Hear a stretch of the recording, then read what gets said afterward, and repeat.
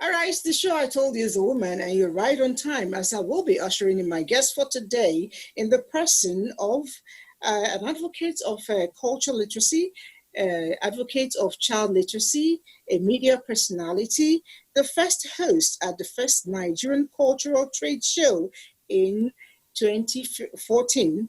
And she's also incidentally a link. I call her that, but she actually was in charge of ensuring that there is the existence of the German Nigerian Business Association.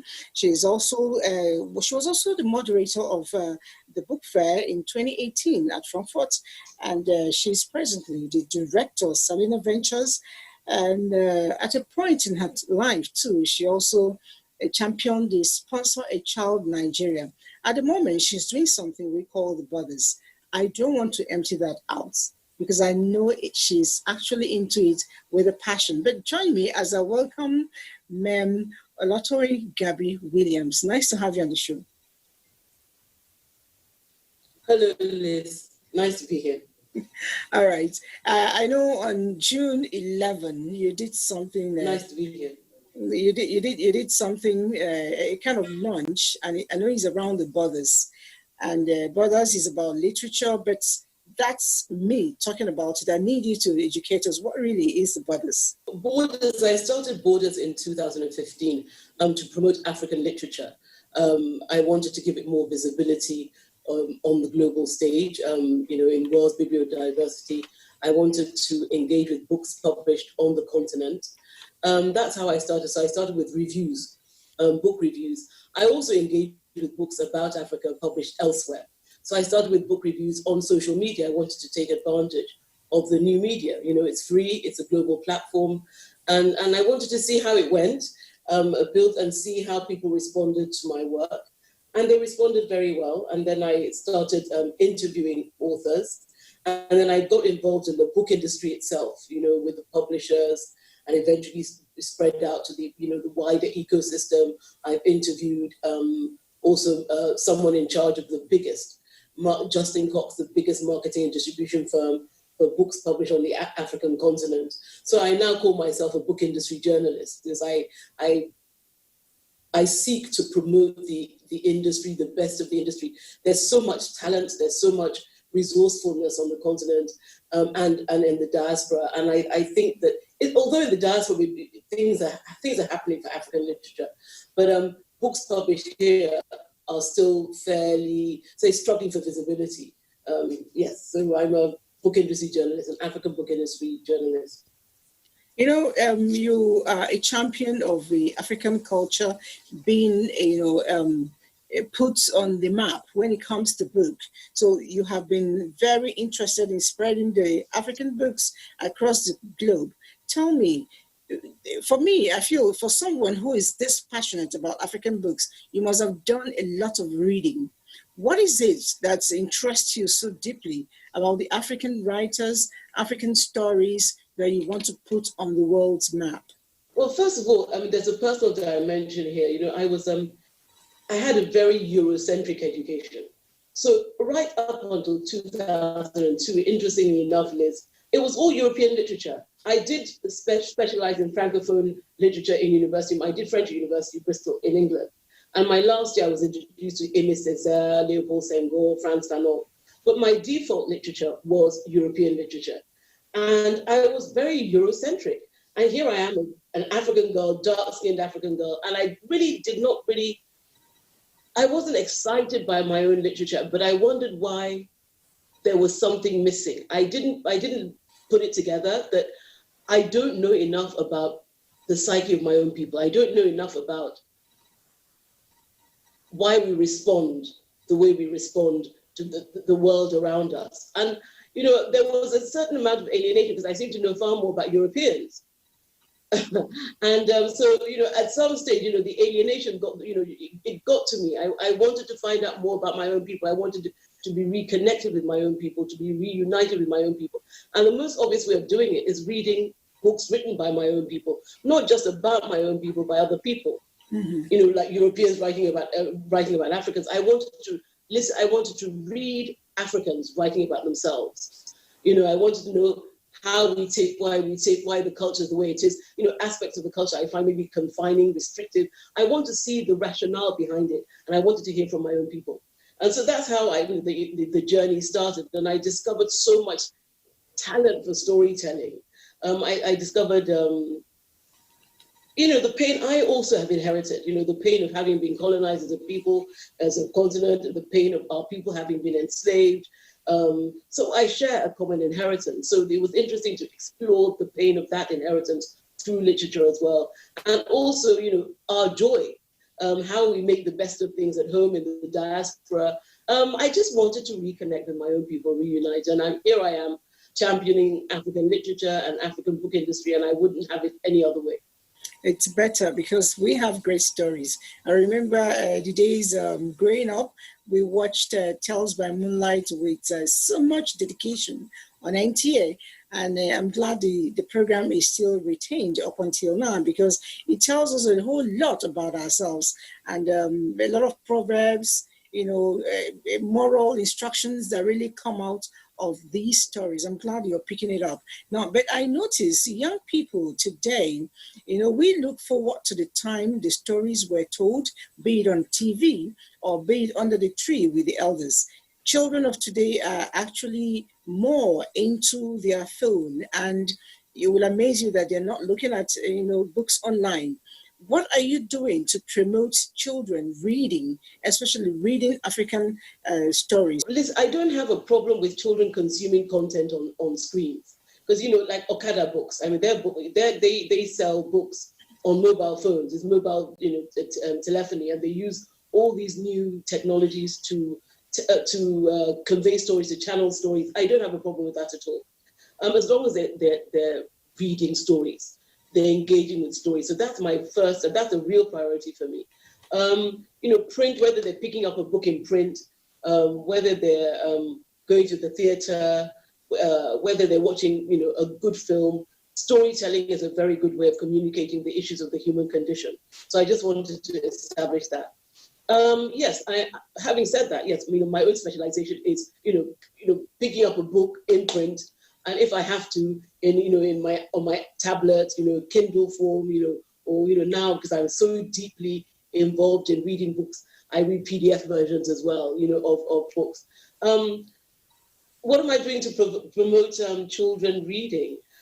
We've got this new club called the Borders Sustainable Development Goals Book Club.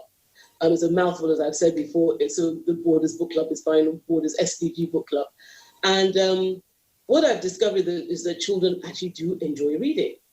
Our job is to make sure that we supply them with really exciting stories to read that communicate the things we want them to know about. So yes, we started this we launched it on the 17th of June, and we've had our first child on the show, reading from an anthology, beautiful anthology of reimagined African folk tales. And his name is a lovely boy from Kenya, Armand Wendwa. He was just wonderful. He read out 2 stories with such expressiveness. And yes, I think that quite a lot of kids who do want to get on board, they enjoy a good story. I see something that I've been wanting to ask you. Luckily, it's right there at your background. There's International Decade for people with African descent from since 2015 till now. Talk to me. How has been the success story for this project? It's a very good question, a very good question, because I have certainly not heard it being promoted here. This is where I live now in Lagos. And it was one of my guests. He's an African historian, eminent African historian. And I told him about my book club. And he said that, listen, to what is really important is for you to engage with the African decade. And I said, African decade? He said, yes. The African decade, for the decade for people of African descent started in 2015, and it goes on till 2024. And of course, I ran with this thing. I went online, and I sort of looking through the UN's recognition, and I stumbled. I just found one of the key directives, which plug very well into what I'm trying to do, and which is promoting greater knowledge and recognition of and respect for the culture, history, and heritage of people of African descent, including through research and education, and promoting full and accurate inclusion of the history and contribution of African people in educational curricula, people of African descent in educational curricula. And I thought, well, this is what I want to ground this club in. I want, these books on lists, supplementary readers lists. I want them on school curricula globally. And I'm going to use my platform to do just that, to really promote, great African books, either published here or in the diaspora, and bring them to the attention of a global audience.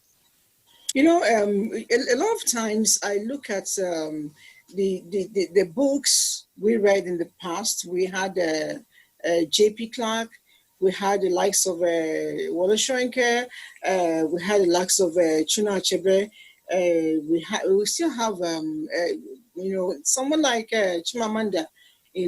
We've had several writers in Nigeria that made our WAEC results look as good as they did when we took the school SAT. I'm wondering, today's children, you work closely with them. Do you think we can still replicate such people who are very imaginative, creative writers? Liz, we are great storytellers. There's a crop of new storytellers every day, I'm sure, on our continent. The anthology I just told you about, there are 12 folk tales, and they were reimagined by 12 Pan-African writers. So writers from all across Africa. Amazing. I sent you by WhatsApp the reading by young Almond Wendwa, 12-year-old in the Kenyan school. Wonderful readings of these two stories, captivating stories. And because of the work I do, I come across writers all the time, writers people never heard of, and they're writing sensational stuff. So we have no problems with replacing the Chimamandas or succession. There's not so much replacing them, the succession, or the successors to Chimamanda or the Wole Soyinkas or the big establishment characters. We have a whole future generation coming of great writers. Now, it's impressive to see that a lot of young Nigerians are beginning to write, but I'm interested to know how to, effectively engage the younger ones to read books. I have children, they read books, but I find out they read more of foreign books than African books. How do we get around to ensure that our children's children get to read the African books? Because that's the only way we can, translate our culture and our beliefs and our values to the younger ones, generations to come. That's one of the things we're tackling with this project, visibility. And the new media really helps. Social media is a global platform, websites are global. Social media particularly, it's so fast. It's just the way it works, the whole connectivity of it. I've been building the Borders platform now for 5 years. And I just decided, the time has come to use it in a very strategic way and in a way that really brings value to the industry. People from all over the world are tuning into our live sessions, whether it's with the editor of the anthology, or whether it's with young Almond Mwendwa from Kenya, lovely schoolboy, 12-year-old, who read 2 stories. And so, that the book title, the book publishers' names, the authors, the 12 authors, Pan-African authors that feature in the anthology, their names are out there now. I mean, we invest 10 days in each of these campaigns. That's interesting. Now, away from books, I know it's your passion, and whatever you do it so passionately.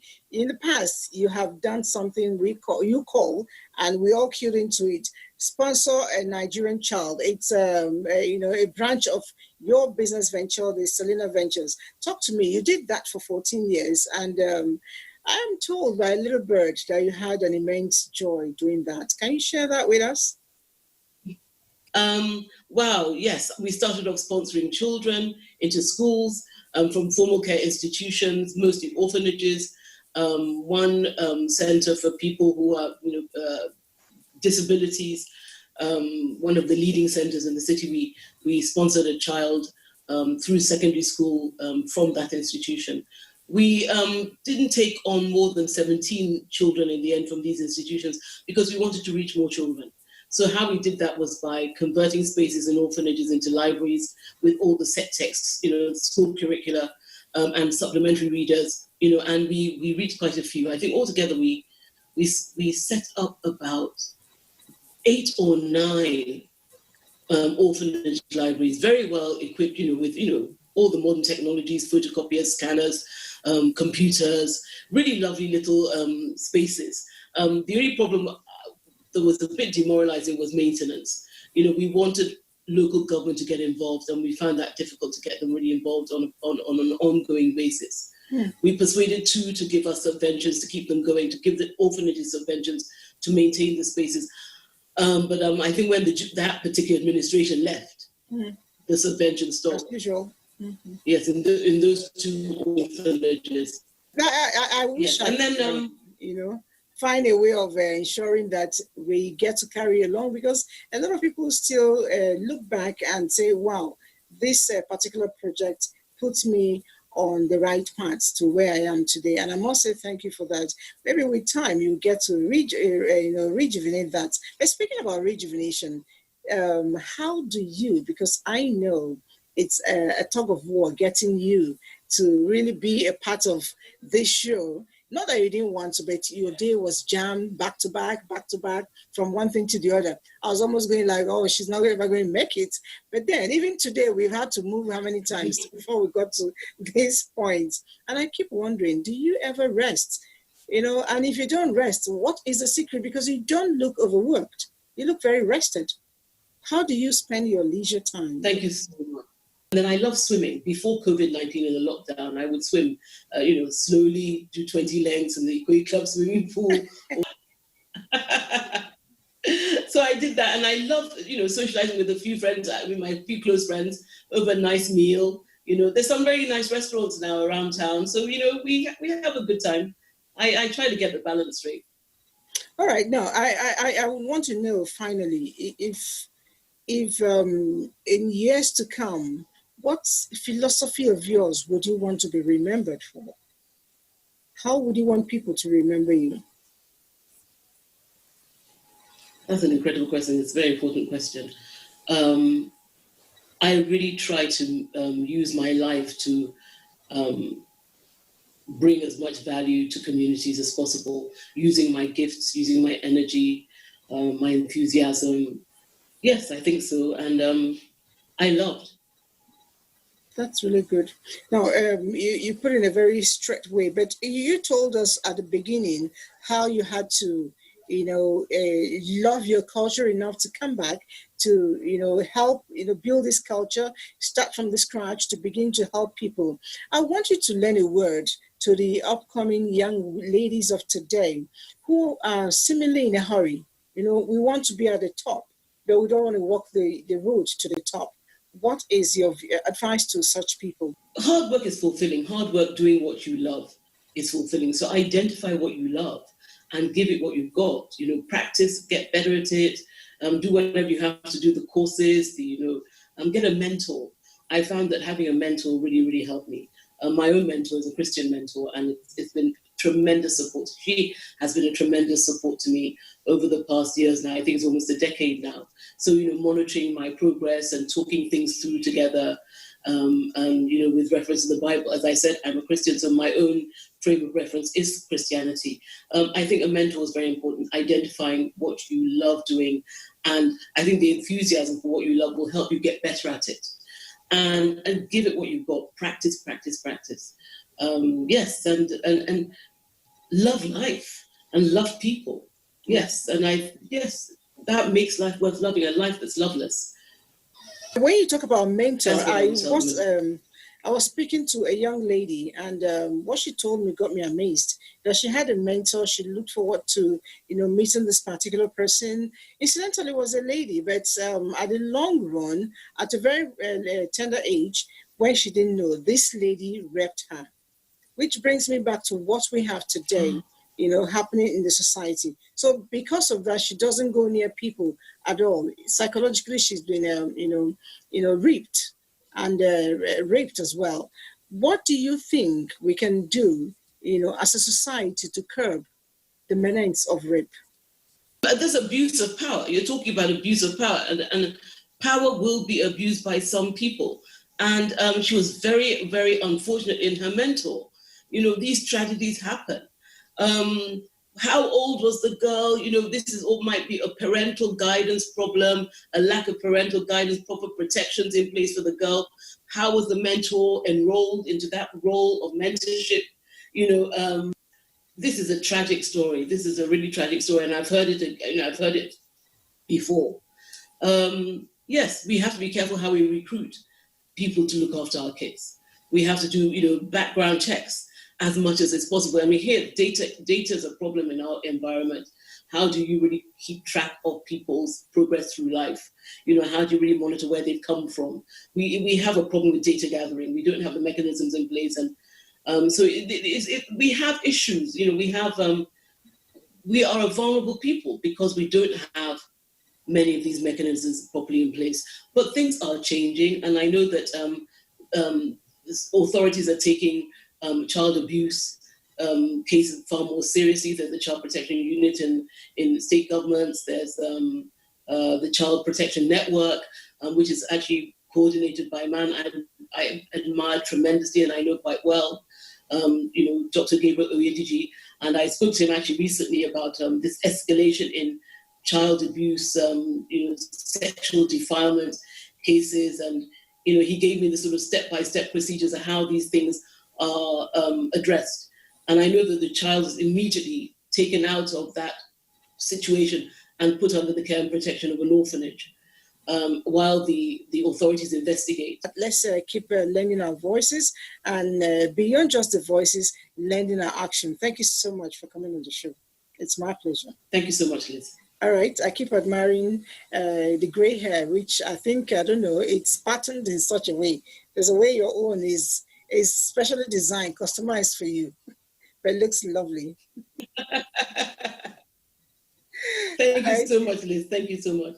Okay, thank you. The show Bye-bye. has been on with Ma'am Olatuon Gabi Williams, and we've had immense joy having this conversation with her. Don't forget, it is the woman. And next week, we will ensure that you have another pack of fun with another very vibrant personality. But while you're waiting to do that, do your own bit. Don't forget, the girl child is the woman of tomorrow, and that is the future of every nation, because a home is only a home when there is a woman. Otherwise, it remains an empty house. I bet you. Train a woman and you train a nation. My name is Elizabeth. We'll be with you again next week. Until then.